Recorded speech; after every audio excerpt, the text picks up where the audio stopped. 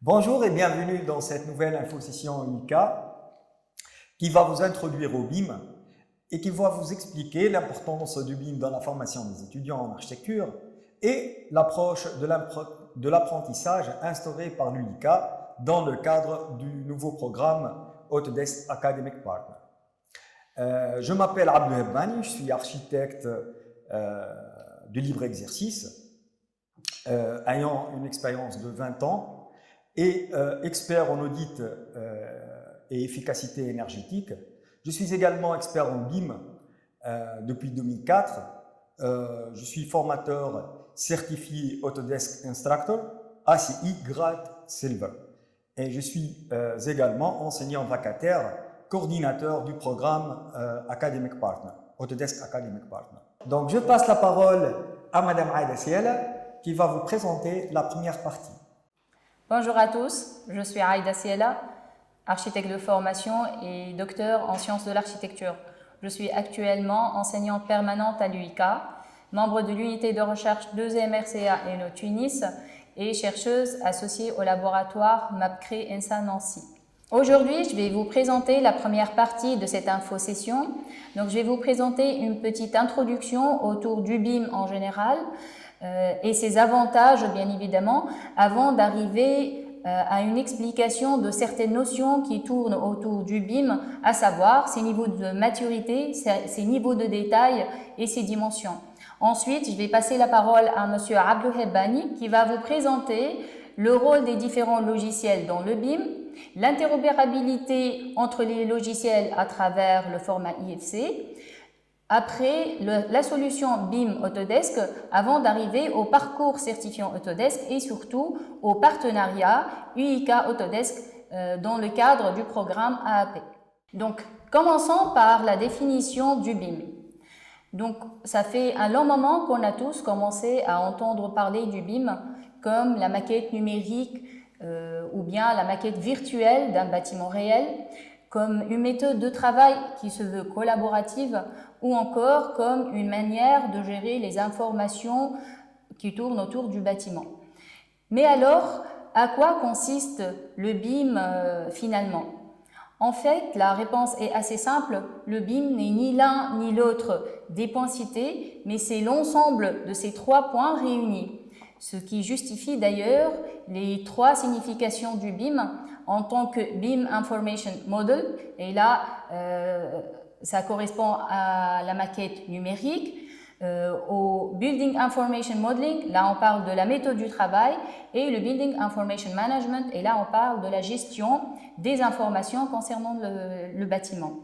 Donc ce qu'on doit retenir ici, c'est que la technologie BIM, c'est une nouvelle approche de travail qui est basée sur une méthode de travail collaborative où la structuration et l'échange des données se font à travers des modèles numériques. Donc je vais commencer maintenant par la première signification, le Building Information Model, ou bien ce qu'on appelle aussi la maquette numérique du bâtiment ou encore le modèle d'information du bâtiment. C'est vrai que généralement on parle du modèle numérique, mais généralement ce modèle-là il est composé de plusieurs autres modèles et que chacun de ces modèles-là il dépend du point de vue de l'acteur ou bien du concepteur concerné. Ça veut dire qu'une maquette numérique BIM, elle est composée d'une maquette architecture, une maquette structure, une maquette fluide, encore une maquette d'électricité par exemple, et ainsi de suite.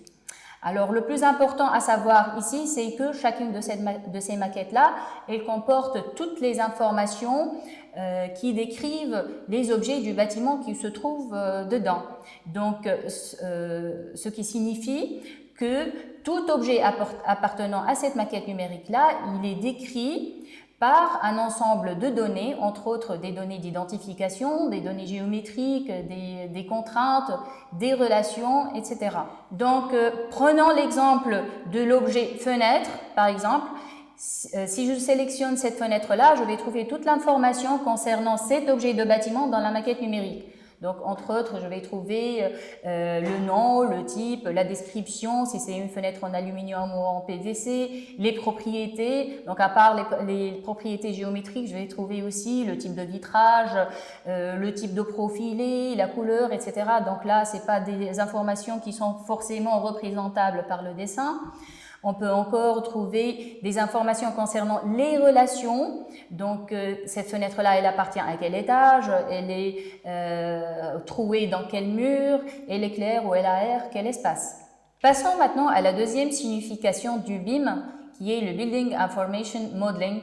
Là, on parle de la méthode de travail de modélisation des données. Donc là, on parle de la réalisation d'un modèle informé. Donc, je dis bien informé parce qu'il ne s'agit pas uniquement de monter un modèle 3D, mais aussi et surtout de l'alimenter par les informations nécessaires tout au long du cycle de vie du bâtiment.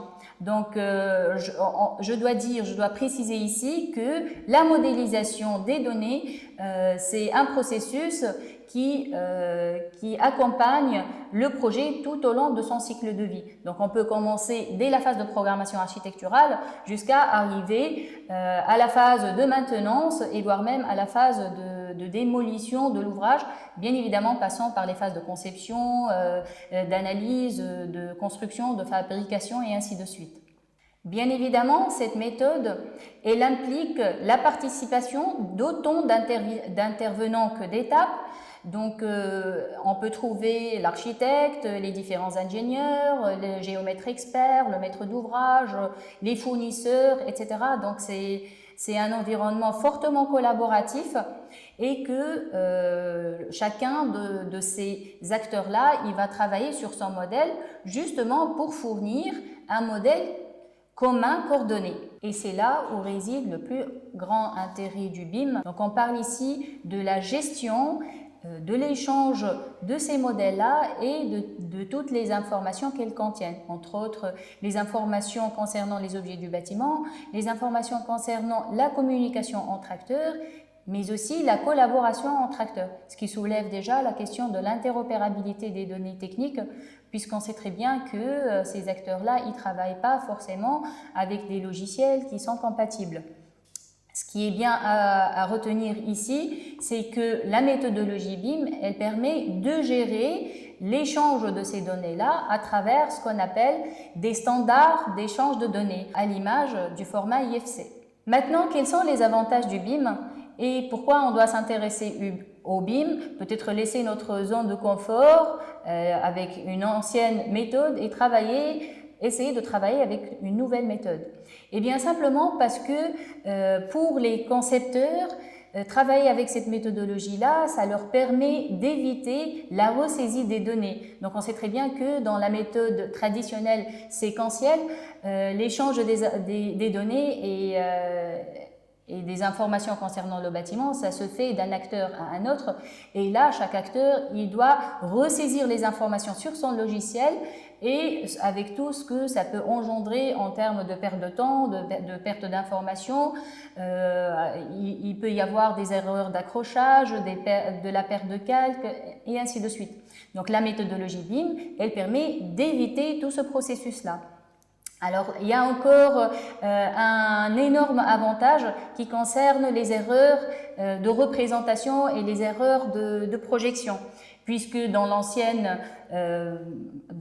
méthode, il s'agit de dessiner chaque représentation du projet toute seule, alors que dans la méthodologie BIM, on travaille sur une seule maquette numérique, un seul modèle 3D à partir duquel on peut avoir instantanément n'importe quelle visualisation prévue. On peut avoir une coupe, des façades, une vue en 3D, etc.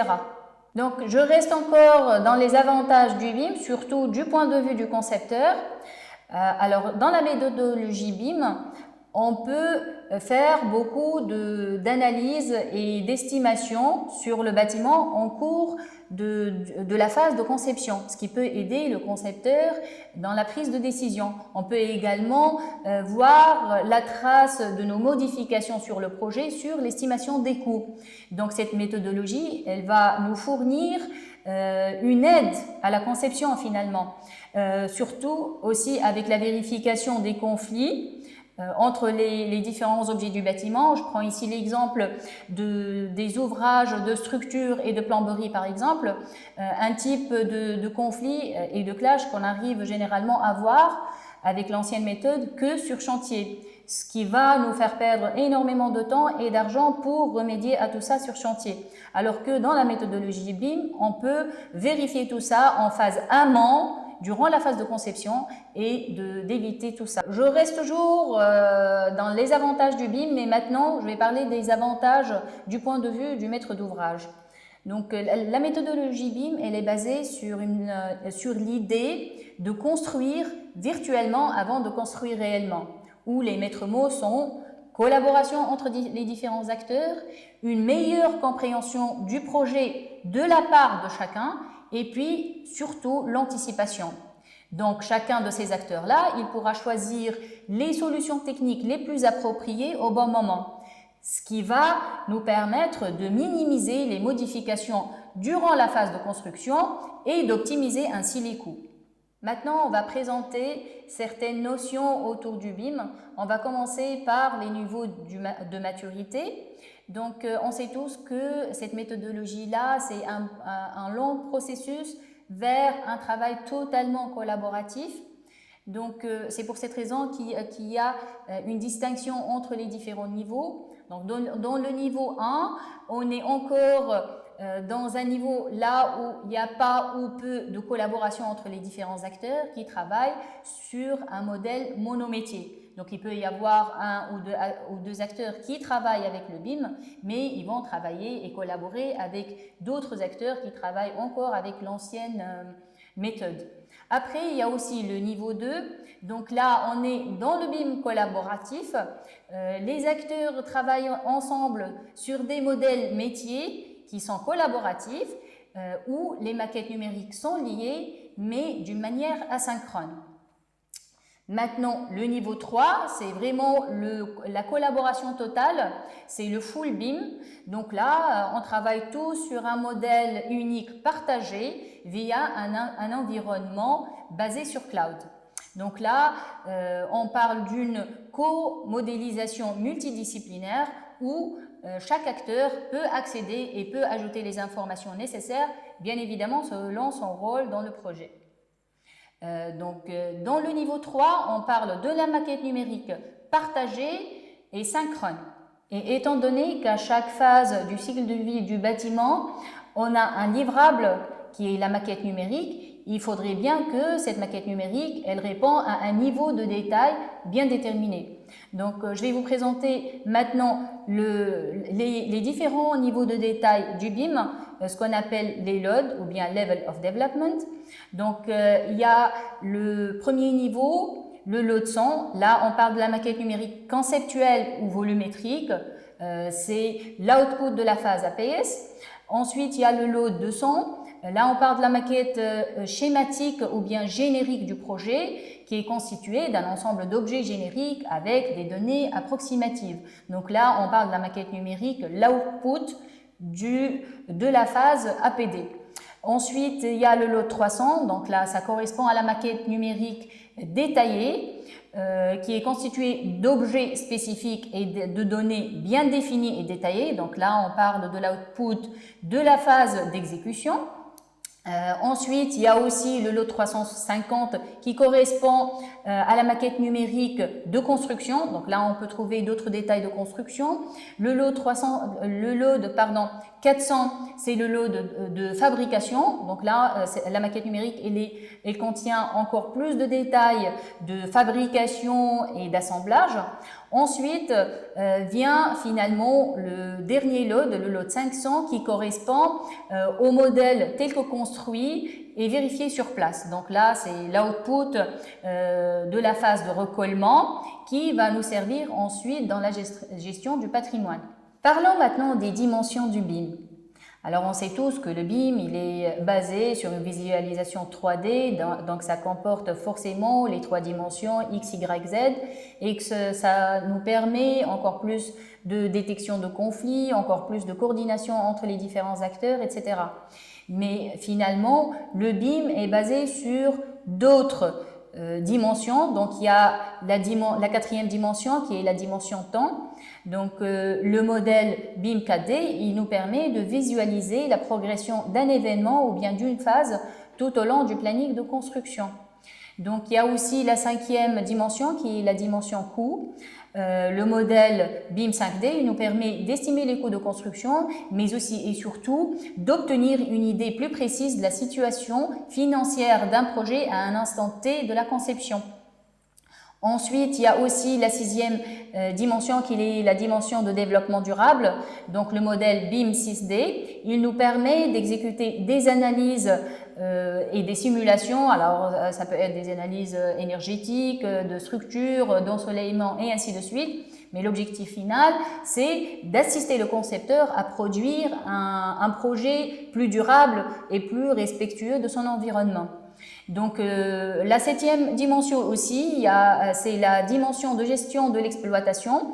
Donc le modèle BIM 7D, c'est vraiment le modèle tel que construit qui comporte toute l'information nécessaire au propriétaire pour l'occupation et pour la maintenance de son bâtiment. Donc voilà pour cette première partie de la présentation. J'espère que à travers ces quelques slides, on a pu éclaircir quelques notions fondamentales autour du BIM. Merci pour votre attention et je laisse maintenant la parole à M. Abdelhebani pour continuer cette présentation. Merci bien, Madame Aïda, pour votre présentation. On passe à la deuxième partie de l'infosession.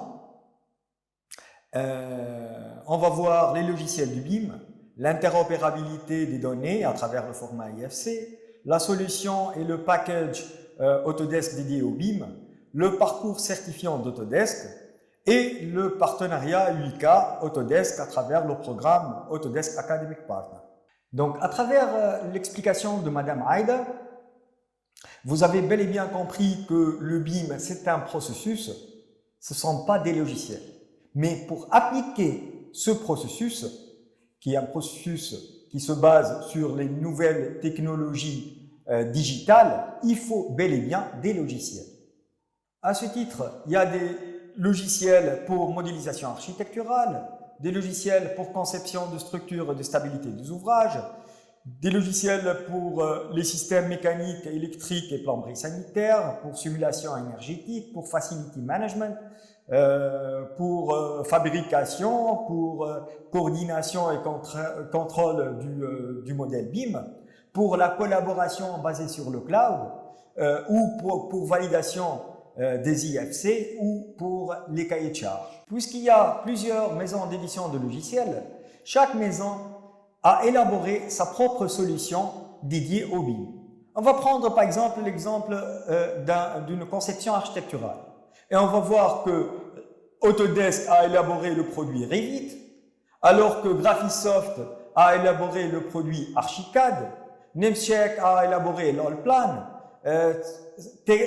Trimble a élaboré SketchUp Pro, Bentley Icosim Building Design, Sysam Vectorworks Architecture. Donc vous avez compris qu'il y a plusieurs produits qui sont en concurrence sur le marché. Il n'y a pas une seule solution BIM. D'où la nécessité pour l'utilisation d'un format d'échange standard. C'est le fameux format IFC, Industry Foundation Class. C'est un format retenu pour représenter la base de données qui va favoriser l'interopérabilité entre différents logiciels qui sont à la base incompatibles.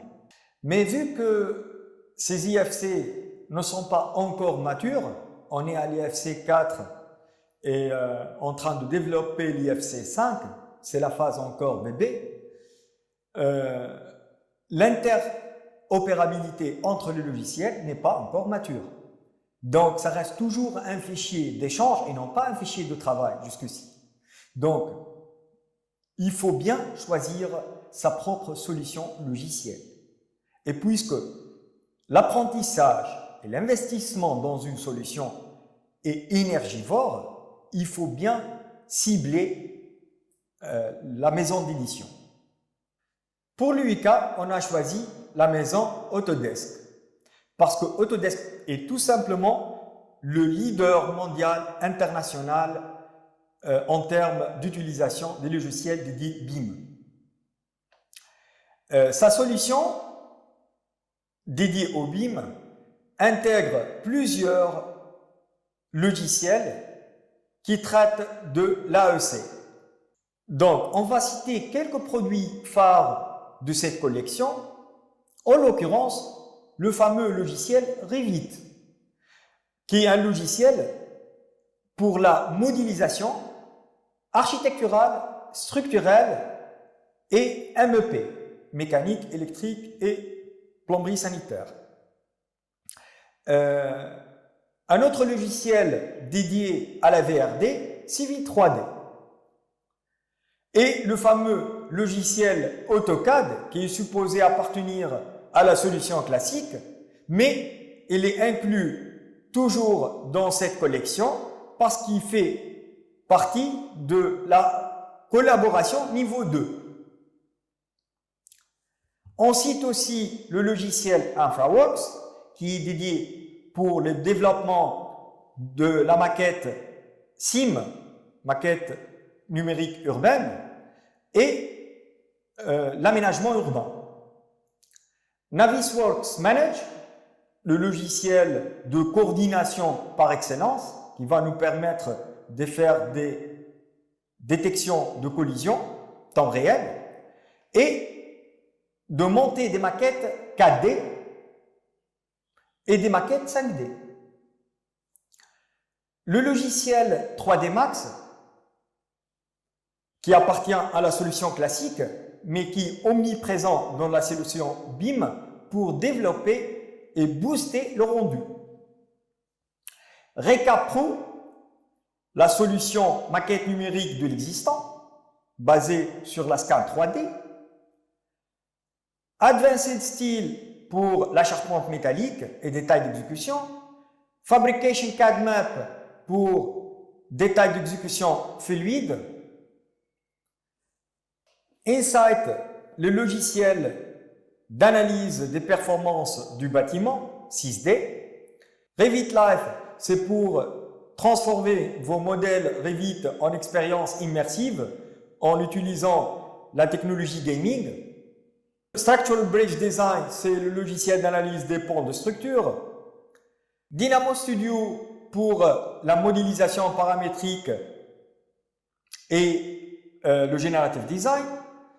Formit Pro qui va remplacer en quelque sorte SketchUp et est dédié pour la conception de maquettes conceptuelles. Robot Structural Analysis Professional, le logiciel de calcul de structure et de vérification de conformité par rapport au code intégré. Alors, pourquoi un partenaire académique Autodesk? Si vous êtes un enseignant, un partenaire académique va vous aider à inspirer et à responsabiliser la prochaine génération. Si vous êtes un étudiant, un partenaire académique peut combler le fossé entre vous et les industries de votre avenir.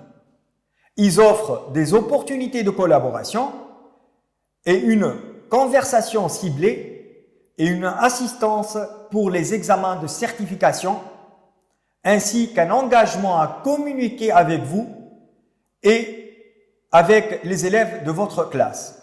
L'UIK était la première université qui a adopté ce type de programme et on a fait déjà une année d'expérience très enrichissante où on a vu une première promotion d'étudiants ainsi que d'enseignants qui ont été certifiés sur un cursus BIM. On va vous expliquer maintenant à quoi consiste le parcours certifiant d'Autodesk. En fait, Autodesk a opté pour une structure pyramidale de formation. À la base, on a une certification des cours, une certification des outils de formation, une certification des exercices et même des événements. Puis, il y a une certification suite à un examen qui se passe sur deux niveaux, un niveau basique et un niveau avancé. Et pour en finir, une certification pour le corps enseignant. À la fin de chaque étape de formation, l'étudiant ou l'enseignant va bénéficier de certifications qui va accréditer son contenu de formation. Commençons par les certificats basiques. Il y a trois types de certificats. Un certificat d'achèvement de cours, un certificat de participation à un événement, que ce soit un workshop, un séminaire ou même un webinaire comme celui-là. Un certificat d'achèvement d'exercice ou de projet à un second niveau et après avoir reçu une formation basique, l'étudiant peut passer un examen de certification, suite duquel il peut recevoir une certification reconnue à l'international. La certification basique, type user, va lui donner accès à un ACU, Autodesk Certified User. Dans une seconde phase, après le passage de la 4e année, qui correspond à la 2e année de formation sur le programme, l'étudiant architecte peut passer l'examen de la certification ACP, Autodesk Certified Professional, et qui va accréditer son perfectionnement complet de l'outil. Avant de passer son examen de certification, l'étudiant ou le candidat va subir une formation de préparation à l'examen qui va répondre à un nombre de critères qui répond aux objectifs examen Autodesk. Après avoir réussi son examen, un badge électronique va être délivré au candidat pour accréditer sa certification. Ainsi, les entreprises, les employeurs et les clients potentiels peuvent vérifier les informations exactes et mises à jour de la certification. Alors, vous avez compris que les cours fournis dans le cadre de ce programme sont supervisés et soumis à un monitoring d'Autodesk. Il est important de souligner que tout le process de formation et de certification est régi par un portail de suivi et de surveillance appelé TESS, Testing Evaluation System. Un autre portail appelé ALC, Autodesk Learning Center, est dédié aux instructeurs. Alors, la formation des instructeurs, appelée ACI, Autodesk Certified Instructor, est un autre programme qui va chapeauter la formation ou la pyramide. Un instructeur certifié ACI, Autodesk Certified Instructor, est un professionnel qui sert en tant qu'instructeur pour un partenaire d'apprentissage tel que l'AAP. Et il est reconnu pour sa maîtrise des produits et des logiciels Autodesk et pour ses compétences démontrées en matière d'enseignement. Les instructeurs certifiés Autodesk répondent aux normes de l'industrie et possèdent les connaissances sur les produits nécessaires pour diriger les cours dans un cadre pédagogique tel que l'UICA. Il est important de savoir qui a plusieurs grades de certification dans le programme ACI. Le premier grade, c'est Autodesk Certified Instructor tout court. Le deuxième grade, c'est Autodesk Certified Instructor Silver, et c'est mon grade actuel. Il y a un autre grade Gold, et finalement le grade Platinum. Pour le passage de grade, il faut remplir un certain nombre de critères qui est régi par un audit de la plateforme Autodesk et qui se fait chaque 3 ans. J'espère que vous avez maintenant compris l'importance d'une telle valeur ajoutée de cette certification et de ce parcours certifiant qu'offre le programme AAP. On va passer maintenant à autre chose pour clôturer les ressources qu'offre Autodesk pour la communauté estudiantine ou professionnelle. On va parler maintenant de la communauté support Autodesk. Parmi ces communautés, on cite la communauté Autodesk Knowledge Network qui va nous permettre de partager des informations avec nos homologues peer-to-peer. Ça va nous permettre d'échanger avec d'autres membres et d'enrichir les connaissances. Une autre communauté, c'est celle dédiée aux étudiants. Ça s'appelle Autodesk Education Experts et offre un contenu assez riche en termes de cours certifiants. Je cite enfin la communauté Ambassador Hub qui rassemble des experts du métier qui vont partager leurs connaissances et entrer en réseau et réaliser des challenges. Ces challenges sont reconnus par un système de badge. Donc, je vous recommande fort d'aller visiter ces communautés et de les intégrer pour bénéficier des avantages qu'offrent ces communautés. Alors, j'espère que cette présentation vous a été utile pour comprendre ce qu'on fait avec UIK dans la formation académique en partenariat avec ce programme nouvellement implanté, en l'occurrence l'Academic Partner, Autodesk Academic Partner. Je vous remercie pour votre attention. À une prochaine.